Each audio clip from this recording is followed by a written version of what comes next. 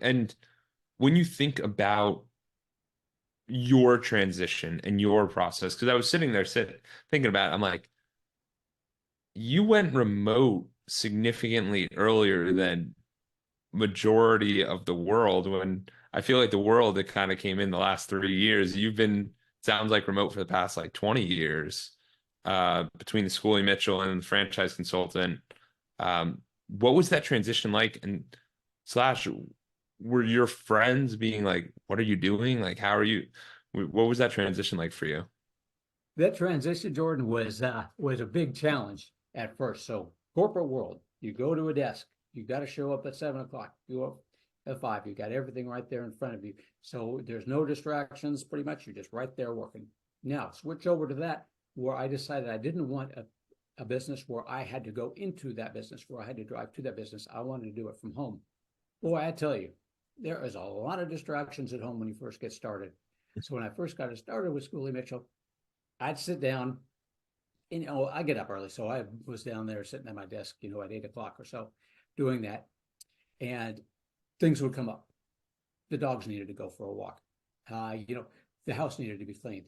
Uh, and I was, then I'd sit down for lunch and I'd say, okay, let's take a look and see what I did throughout the day so far.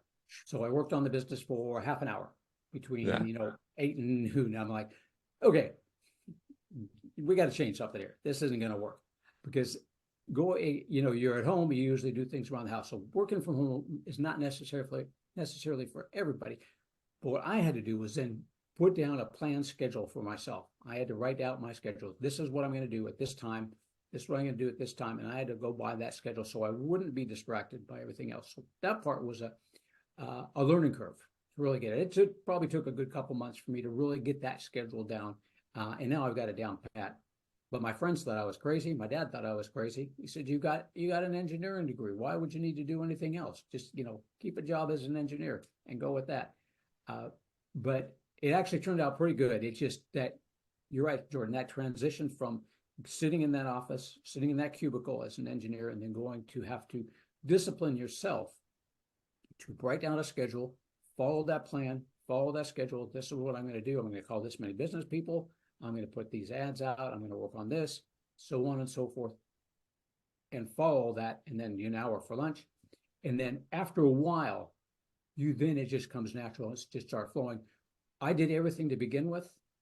And then as I did everything to begin with, I found that there was a lot of things I was spending time on that I didn't need to spend time on because I wasn't necessarily the best person at it and it wasn't the best use of my time. So at that point in time, after I learned how to do everything, I started portioning out different sections of it. So my best time is spent talking with people one-on-one, whether it was the Schoolie Mitchell or whether it was the franchise consulting, is getting on the phone or going to those businesses and talking with them. All the other things that were involved in that business, even though I did them to begin with, I found people who enjoyed doing those sort of things, working on the websites, making the phone calls, setting the appointments. There's a lot of people out there that just enjoy that. I did not. I wasn't the best at it. So I portioned those out to other people so that I could spend the time where I was best at, where I made the most money at. It worked out, but it does take a little while, especially when you're doing it from home, to really get that schedule down. But you got to be disciplined, write everything down, what you're going to do, have a schedule throughout the day of what you're going to do. Yeah. And at what age did you end up starting your own, like starting the Schoolie Mitchell and going off on your own? Because I want to give people at 50 years old. Yep, my goal. Well, I just say that because it gives everyone so many, like, there's no limitations. We can be whoever we want to be, and we can create that life whenever we want to create it.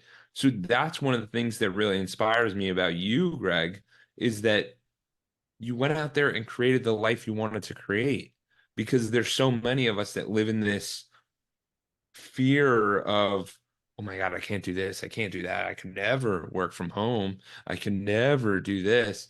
And it's like these are all limitations that we place on ourselves. And you're an example of someone who's proved that.